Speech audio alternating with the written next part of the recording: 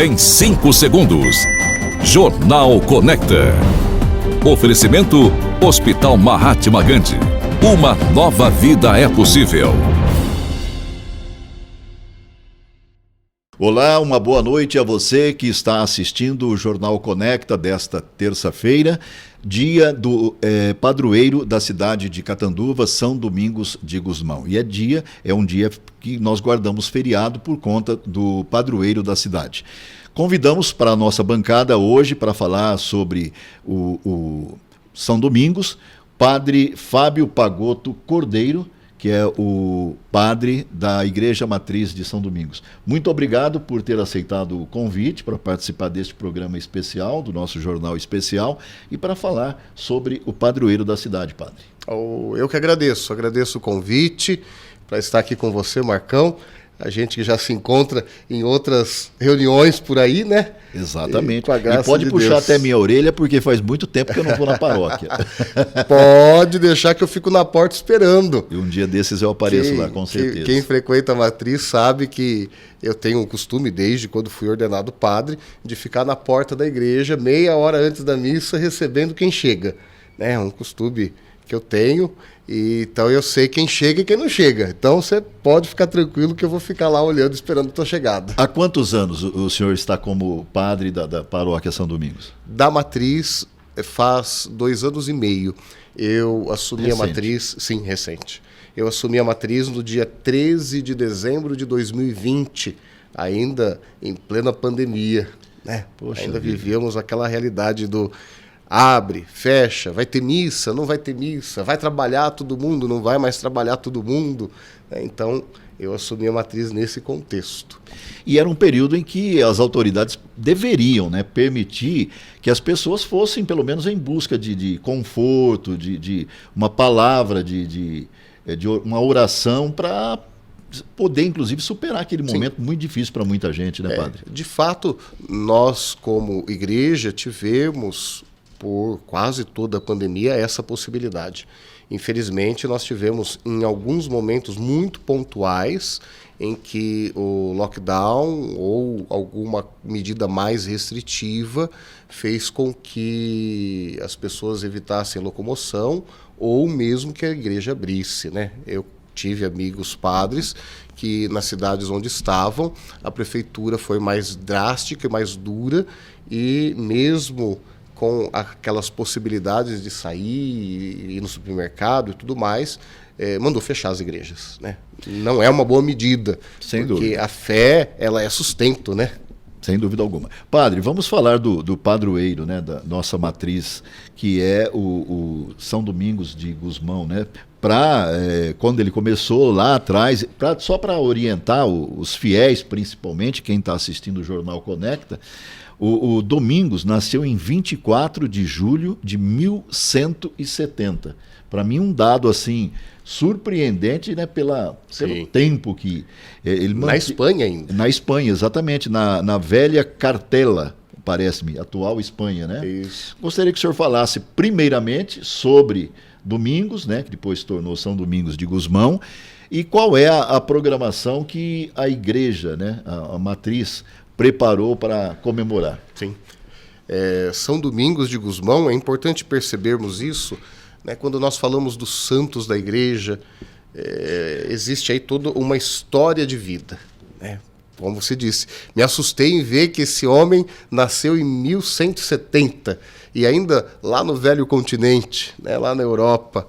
É interessante percebermos que quando falamos dos santos da igreja, todos eles têm uma história de vida, assim como nós, né? E Deus espera nessa história a nossa santidade.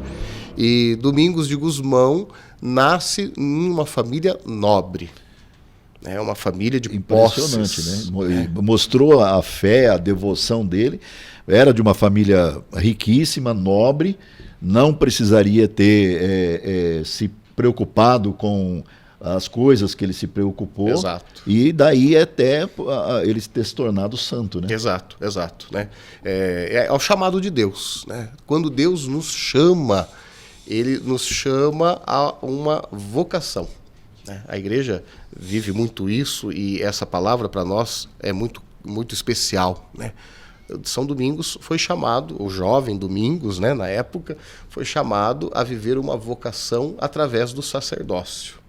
E com isso, mesmo a vida que ele tinha, que era uma vida abastada, sem preocupações, e para a época ainda, né, de uma família nobre, a vivência dele nesse tipo de vida não impediu que ele desse uma resposta a Deus. E, aliás, não interrompendo a sua observação, além de ser de uma família nobre, muito rica, ele se dedicou demais aos estudos, e o que o tornou ainda mais culto, né? Exato, né? Quer dizer, uma preparação maior para... Sim. E essa cultura acabou sendo de grande valia para a missão que ele recebeu da igreja.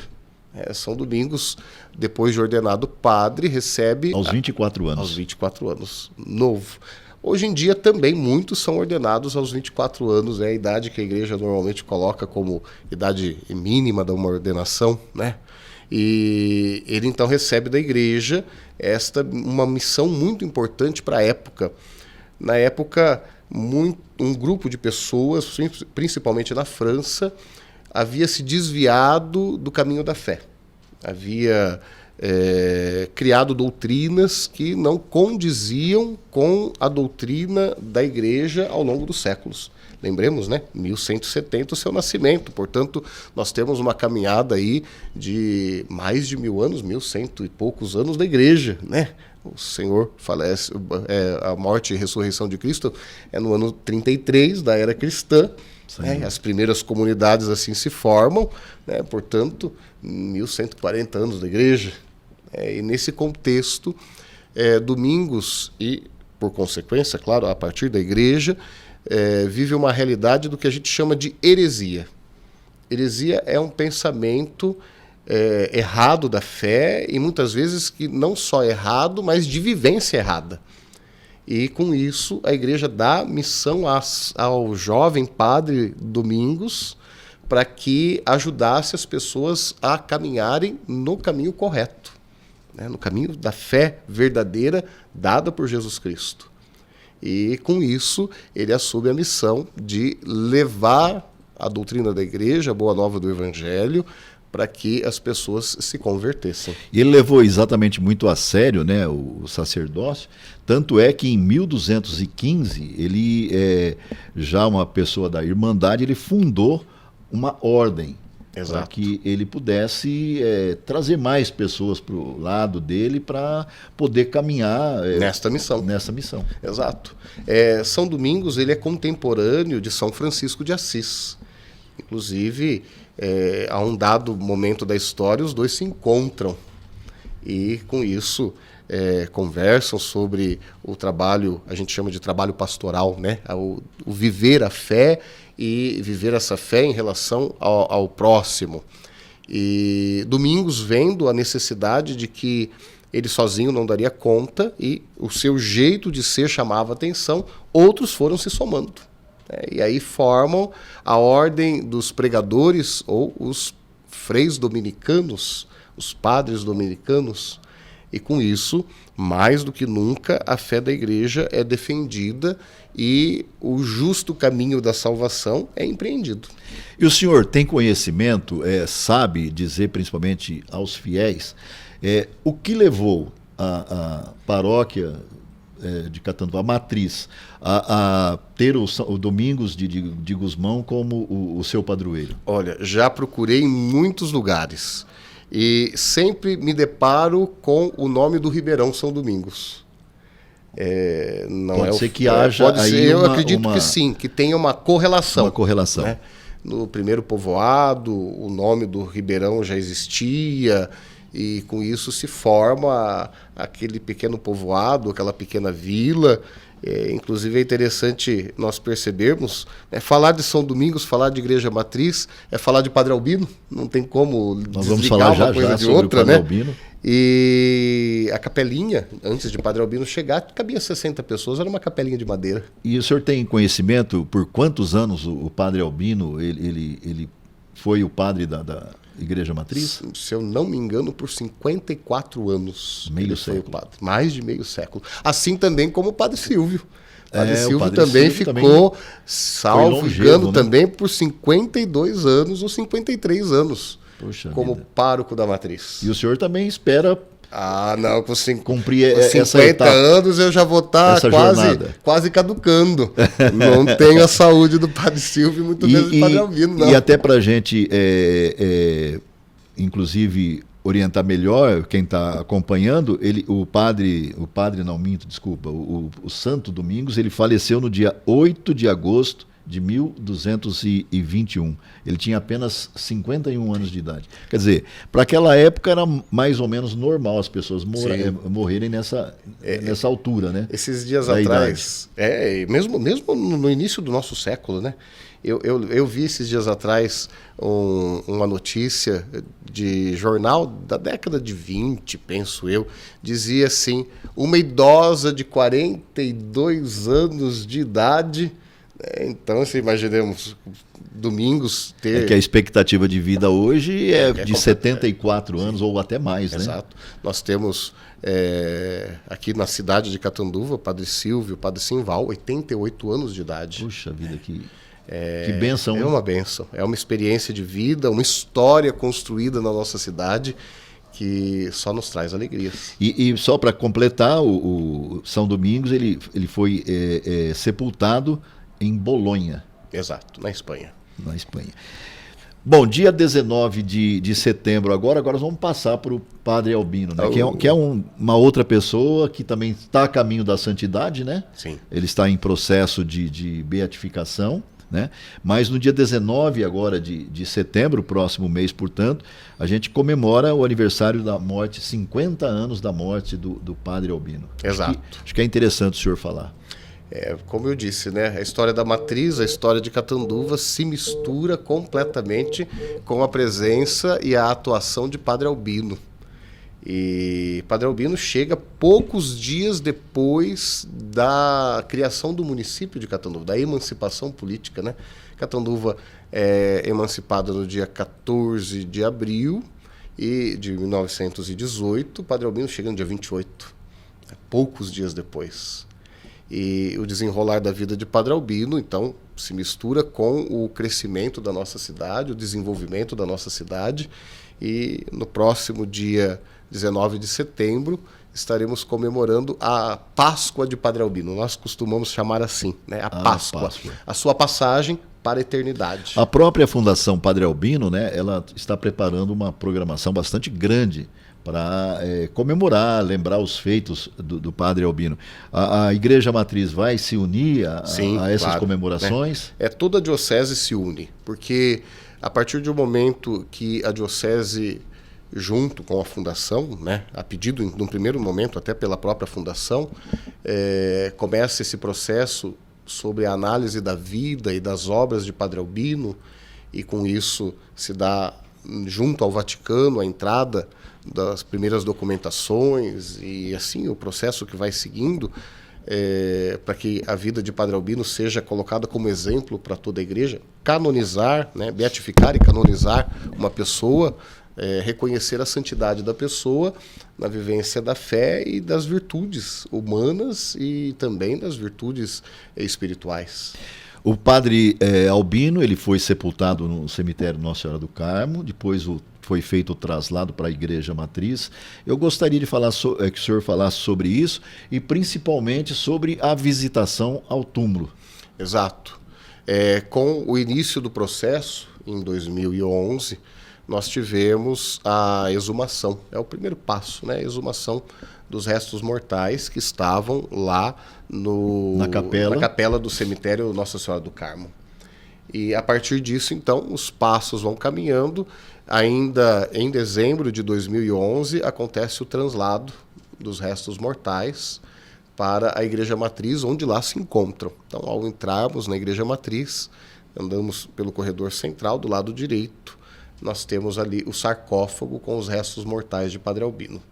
E ali permanecem e permanecerão num primeiro momento, como veneração particular, porque o processo caminhando, ele ainda não é declarado beato nesse momento. Precisamos de 2 milagres, né? Um primeiro milagre para que se comprove a intercessão dele junto a Jesus para que a graça, o milagre aconteça, nós cremos que só Deus faz milagre. Muitas vezes a gente fala, recebeu um milagre desse santo. Não, na verdade é Deus quem faz o milagre. A intercessão do santo é junto a Jesus. E Jesus é o intercessor junto do Pai. É assim que a Escritura nos coloca e é assim a fé da igreja ao longo de todos os séculos. E nós cremos que aqueles que nesta vida, sendo de Deus, testemunharam a fé e estão com Deus no céu, podem pedir a Jesus por nós. Essa é a nossa fé na comunhão dos santos e na intercessão dos santos. E cremos, por isso que o processo foi iniciado em 2011, que Padre Albino está com Deus. E por estar com Deus, ele pode pedir a Jesus as graças. E é interessante ver que lá na capela do cemitério tem muitas plaquinhas que ainda permaneceram lá. E na matriz já começam a chegar plaquinhas dizendo: agradeço a graça alcançada. Agradeço ao Padre Albino a graça alcançada pela sua intercessão junto a Jesus. A igreja, a matriz, no caso, ela tem esses milagres escolhidos já e que colocaram para o Vaticano como prova? Nós temos relatos de graças. O milagre é algo um pouco mais complexo. O milagre é algo que cientificamente não é possível de se explicar, algo perene, que teve num dado momento e que a igreja olha e a ciência comprova de que aquilo que aconteceu, por exemplo, vamos dizer, eu tenho um tumor, faço o tratamento e tudo, e de repente, rezando a Padre Albino, pedindo... Até às vezes pessoas que ficam desenganadas. Exato. Pessoas que já não teriam uma possibilidade, expectativa de vida. Eu rezo a Padre Albino para que interceda junto a Jesus para que um milagre aconteça, o tumor suma, ou um tratamento aconteça e que dê resultado. E de um dia para o outro, tudo desaparece. E cientificamente se comprova que o tratamento seguindo não deveria dar aquele resultado. Então esse é o primeiro momento de análise do milagre.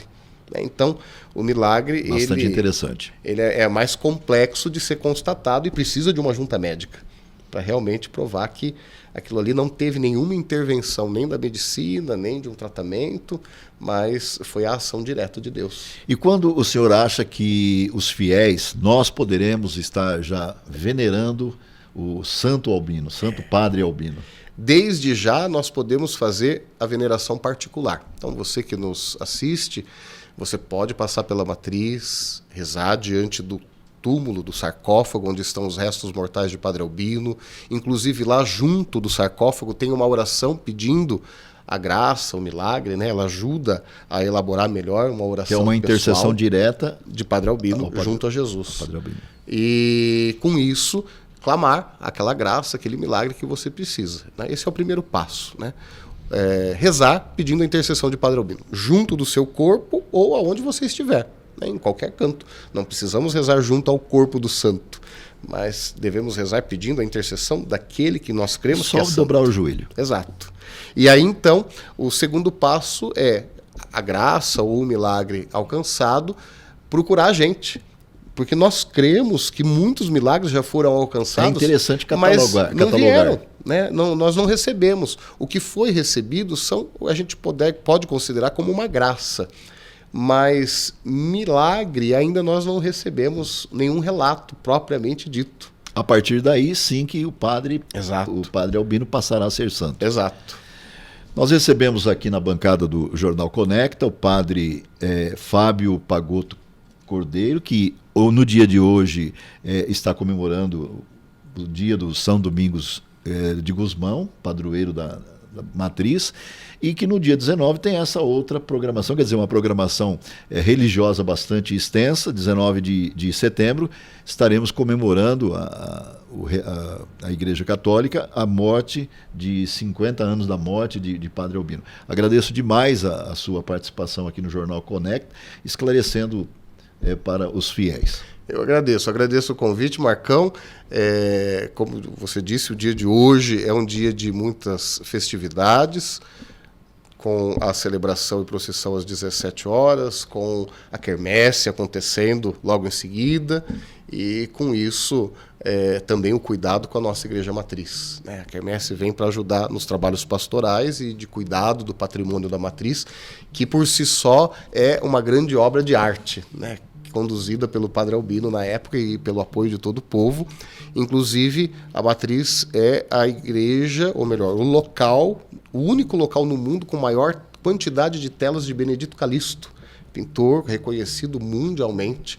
Ela faz parte do roteiro turístico do estado de São Paulo, pelas telas de Benedito Calixto que estão lá, né? E com isso, convido você, meu irmão, minha irmã, a passar pela matriz, rezar junto ao túmulo de Padre Albino, se colocar diante de Deus na grandiosidade da beleza que a matriz tem, e foi pensada exatamente para isso, para nós olharmos aquela beleza e rezarmos a Deus, agradecendo e nos entregando a Deus, e depois acompanhe para que a gente possa divulgar os festejos da Páscoa, né, da morte de Padre Albino, na sua entrada para o céu.